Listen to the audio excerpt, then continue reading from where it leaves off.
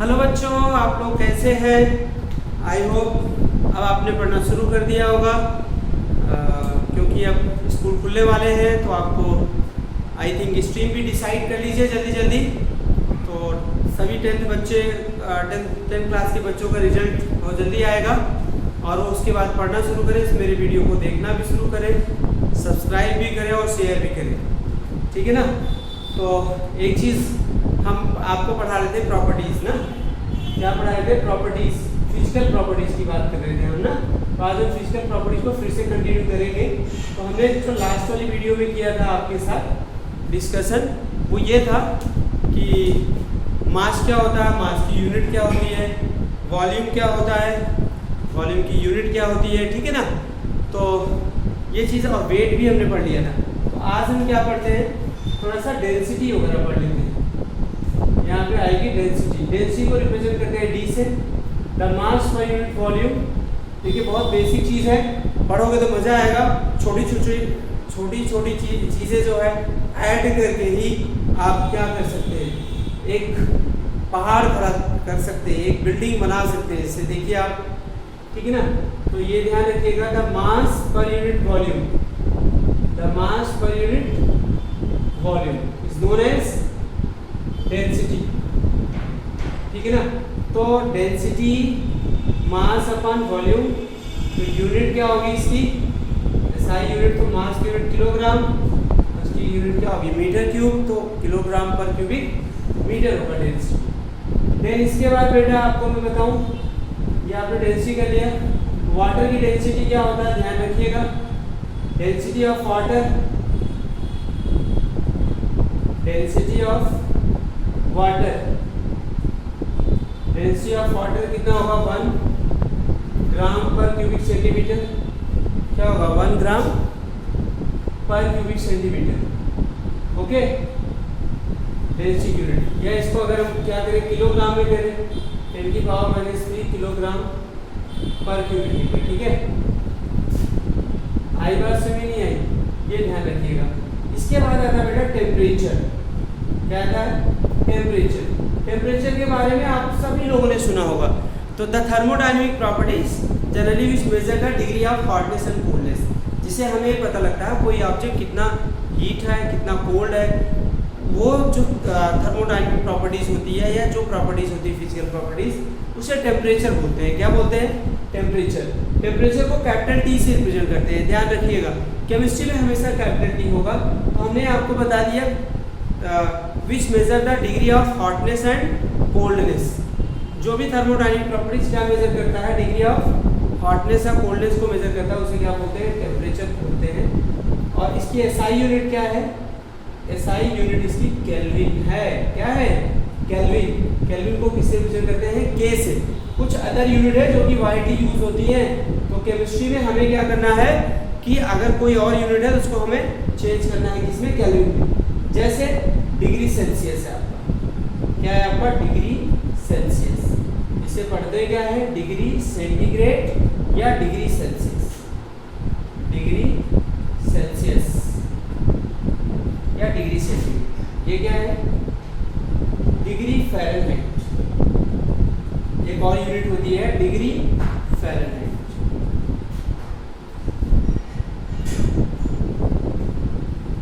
ठीक है ना। तो डिग्री फ़ारेनहाइट होता है ये, थोड़ा सा ध्यान रखिएगा। अब आगे हम आपको बताते हैं इसी के कन्वर्जन कैसे करते हैं बेटा। डिग्री सेल्सियस को केल्विन में कैसे करते हैं, डिग्री सेल्सियस इनटू किसमें, केल्विन। तो T इक्वल क्या होगा, 273.15। एग्जैक्टली हम 1.5 को 0.15 को इग्नोर कर देते हैं। तो T इक्वल 273.15, ये होगा degree Celsius. Second, degree Fahrenheit. Degree Fahrenheit को कैसे, डिग्री सेल्सियस को कैसे बदलेंगे, 9/5 इंटू डिग्री सेल्सियस प्लस 32। ये किसको करता है, degree Celsius into Fahrenheit into degree Fahrenheit. एक चीज़ मैं बताऊँ आपको, थर्मामीटर। थर्मामीटर क्या होता है? What is thermometer? थर्मामीटर बोलिए। Device which measure the temperature is known as क्या होगा? थर्मामीटर। जो भी डिवाइस क्या करता है? थर्मामीटर मेजर करता है, टेम्परेचर को मेजर करता है, उसे थर्मामीटर बोलते हैं। तो थर्मामीटर दो टाइप्स होते हैं, पता है कौन सा? एक तो होता है लेबोरेटरी थर्मामीटर। कौन सा? Laboratory thermometer. और दूसरा होता है क्लिनिकल। क्या होता है? क्लिनिकल थर्मामीटर, जो आप लोग अपना फीवर चेक करने के लिए करते हैं। लेबोरेटरी थर्मामीटर किसमें होता है? डिग्री सेल्सियस स्केल में। और क्लिनिकल थर्मामीटर क्या होता है? फ़ारेनहाइट में होता है। ठीक है ना? अच्छा, human body temperature degree Celsius में कितना होता है? Approximate 37 degree Celsius. This is the human body temperature. Human body temperature, ठीक है ना? 37 डिग्री सेल्सियस। और क्या है जरा बताइए? तो 37 हो गया। और वैसे क्या होता है? 98.6 डिग्री फ़ारेनहाइट में ये होता है human body temperature. Got it? तो ये आपका टेम्परेचर था। इसके अलावा मैं आपको और बताता हूँ जो फिजिकल प्रॉपर्टीज क्या होती हैं, यूज होती है। ठीक है ना? आपका प्रेशर भी यूज होता है। क्या यूज होता है? प्रेशर। क्या यूज होता है? प्रेशर बच्चों, प्रेशर को P से रिप्रेजेंट करते हैं। प्रेशर क्या होता है? The force per unit area, the force per unit area. तो प्रेशर इक्वल टू क्या होगा? Force upon area. फोर्स की यूनिट क्या होती है बताइए? न्यूटन। और इसकी यूनिट क्या होती है बताइए? एरिया की मीटर स्क्वायर। तो न्यूटन पर मीटर स्क्वायर, इसको लिखेंगे Newton per metre square. Other unit क्या होती है? अदर यूनिट थोड़ा समझिएगा, बीच में जरूरत पड़ेगा। तो 1 newton per metre square is equal to क्या होता है? 1 पास्कल। इसके इक्वल होता है 1 newton per metre square equal to क्या होगा? 1 पास्कल। ठीक है ना? एक चीज़ और हम आपको यहाँ पे बताते हैं, ठीक है ना? अदर यूनिट में एटीएम भी होता है, atmospheric pressure. 1 ATM equal to क्या होता है? 1.01325 into 10⁵ pascal. 1 ATM equal to क्या होगा? नियरली 1 बार के इक्वल होता है। ध्यान रखना, ये यूनिट आपको काम आएगी आगे कैलकुलेशन में। 1 एटीएम इक्वल टू कितने टॉर के इक्वल होता है? 760 टॉर। ये भी टॉर भी प्रेशर की यूनिट होती है। 1 ATM is equal to 76 centimetre Hg, mercury की हाइट को मेजर करता है। और क्या होगा बेटा? 1 एटीएम इज इक्वल टू क्या होगा? 1 ATM is equal to 760 millimetre Hg। आगे से में मिलीमीटर Hg। ठीक है बच्चे? अब उसके बाद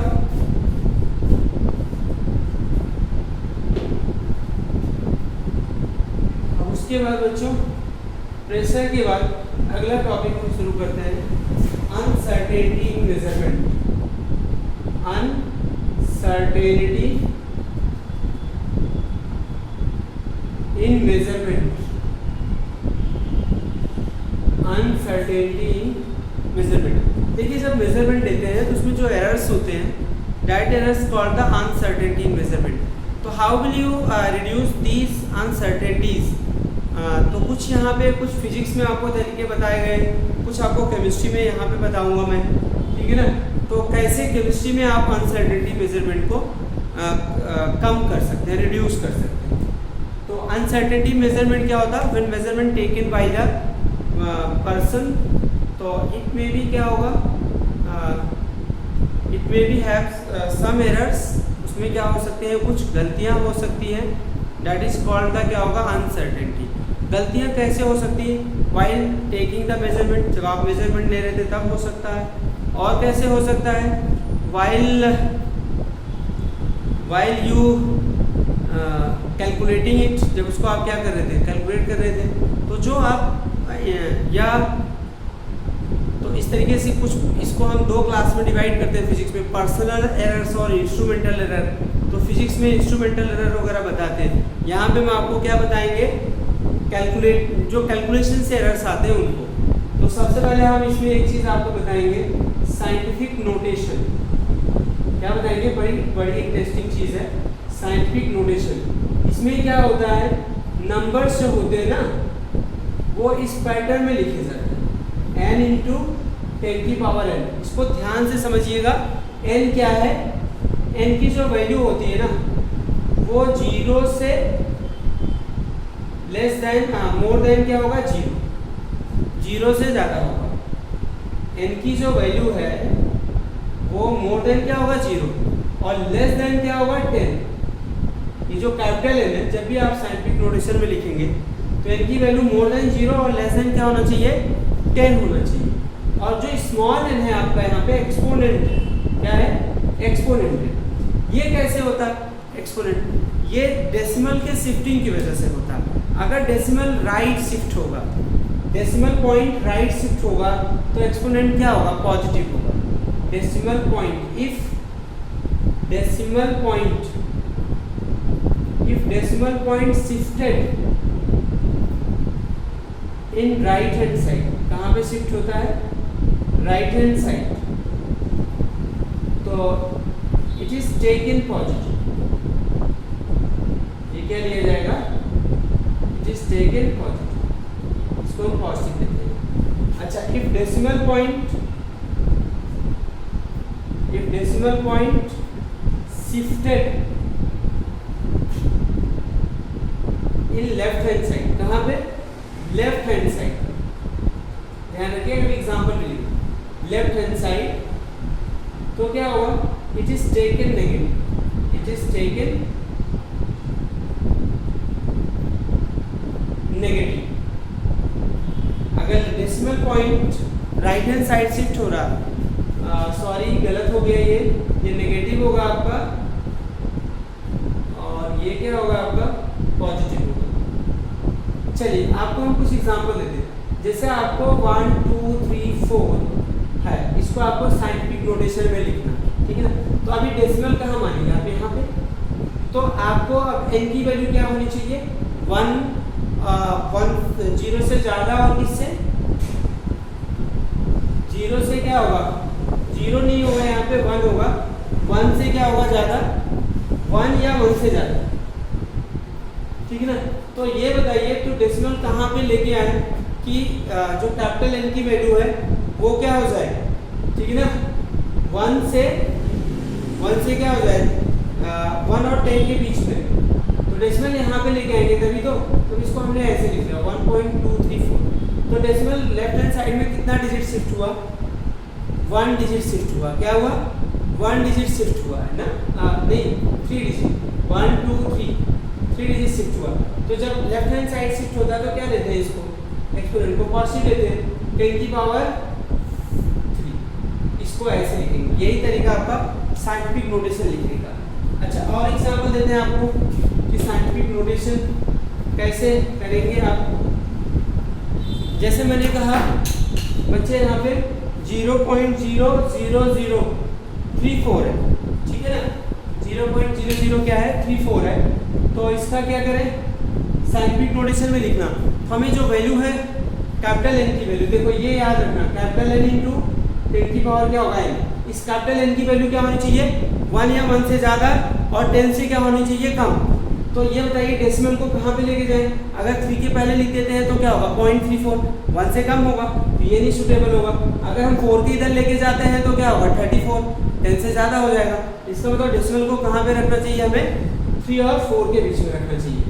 तो यहाँ पे क्या हो गया, ये बताइए 3.4 ना। अब डेसिमल कितने डिजिट शिफ्ट हुआ राइट हैंड साइड में, 1 2 3 4, तो ये क्या होगा, 10 की पावर -4। ये क्या होगा आपका, 10 की पावर -4। डन, समझ आएगी। कुछ और एग्जांपल लेते हैं।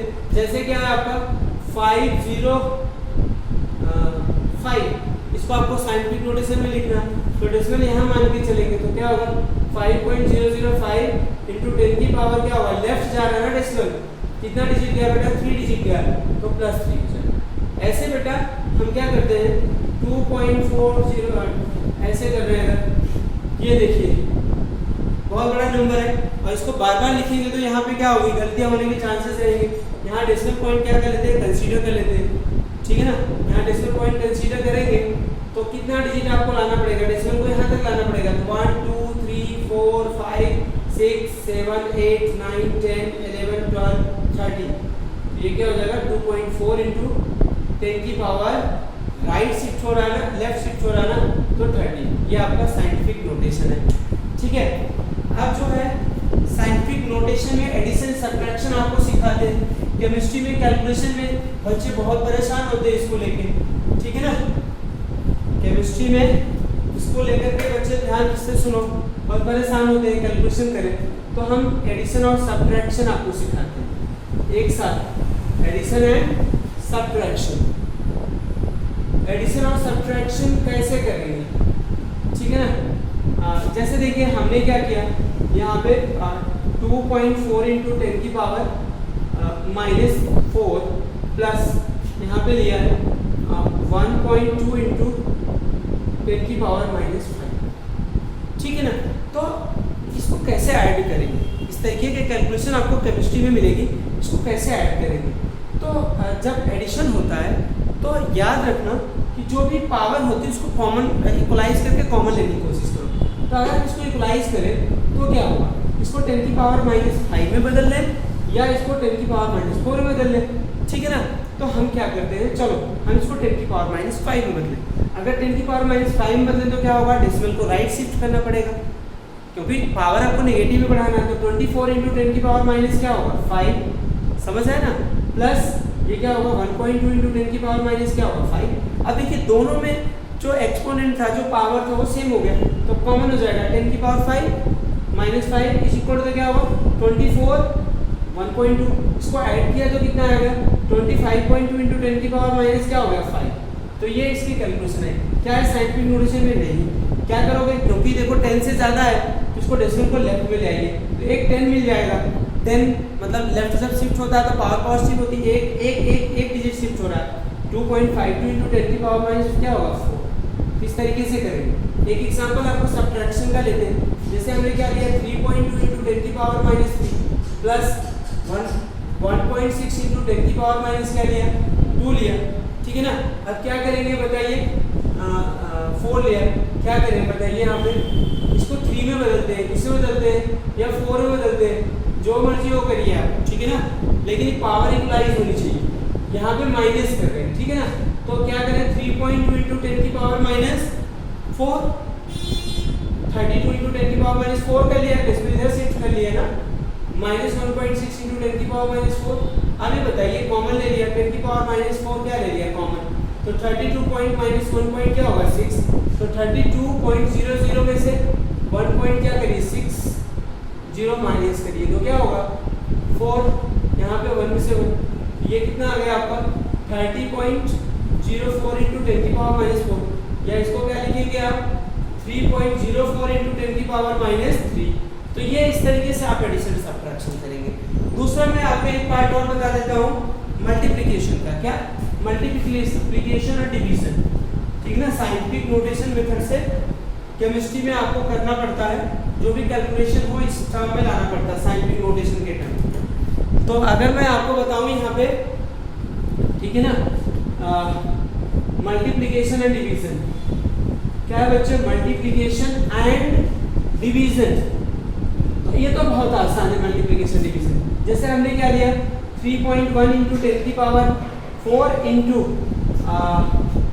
1.2 इंटू 10 की पावर 6, तो पता है ना मल्टीप्लाई में पावर ऐड हो जाती है, तो 10 की पावर क्या हो जाएगा 10, और इसको क्या कर लो 3.1 इंटू 1.2 को क्या कर लो मल्टीप्लाई कर लो, जो भी मल्टीप्लाई करके आएगा वो आंसर हो जाएगा। इसी तरीके से डिवीजन में जैसे हमने क्या किया 2.4 इंटू 10 की पावर माइनस क्या लिया 10, नीचे हमने क्या लिया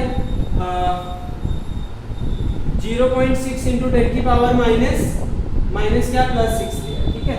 अब क्या हुआ, ये क्या होगा डेसिमल हट गया इसका, तो 24/6 तो 4 इंटू, अब ये बताओ ऊपर गया है तो +6 से क्या हो जाएगा -6, ना 10 की पावर -10, 10 की पावर -6, तो 4 इंटू क्या हो जाएगा 10 की पावर -16। इस तरीके से आप डिवीजन भी कर सकते हैं। ठीक है ना, ठीक है ना बच्चों। तो आज इतना ही, अगली क्लास में हम आपको लॉस लेकर के मिलेंगे। Thank you very much.